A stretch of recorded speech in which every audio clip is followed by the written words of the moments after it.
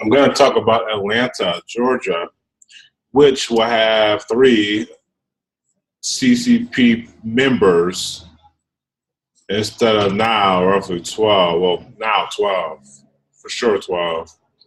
So if I look at Atlanta, if I look at the current members in I want to look at right now, number 1 person with the company with the most jobs in their pipeline is 7. And all we would do is drop this company down to 6. We can have 3 cleaners here, so their pipeline would not change much.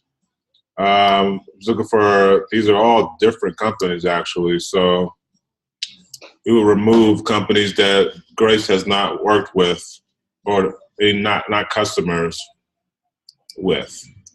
If I go to Georgia, I see some of these jobs do not fit as Atlanta, like Savannah, but most of these, all of these are Atlanta jobs in which we would move around between 3 different companies instead of having 1, 2, 3, 4, 5, 6 different companies working with us. We only want 3. So, Raven also. So that's 7 different companies that we have in the Atlanta pipeline in which we should only have 3 companies related.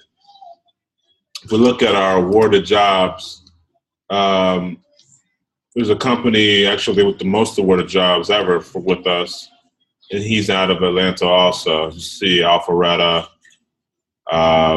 Peachtree Corners. They had an office in Jacksonville. They did a job in Jacksonville. But out of those 66, I think this only job is in Florida. There's only 1. So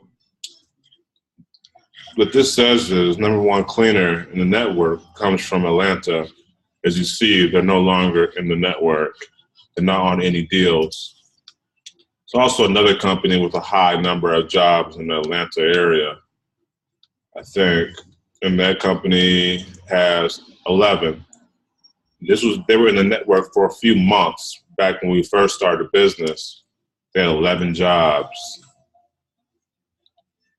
So what's going to happen is between the Atlanta jobs, instead of having 7 cleaners related to jobs, with 1 company having the majority of them, we're going to be able to split all of the jobs up into 3 different companies. And those 3 companies will want to make site visits, so they can end up being like Pro Squared Facility Services.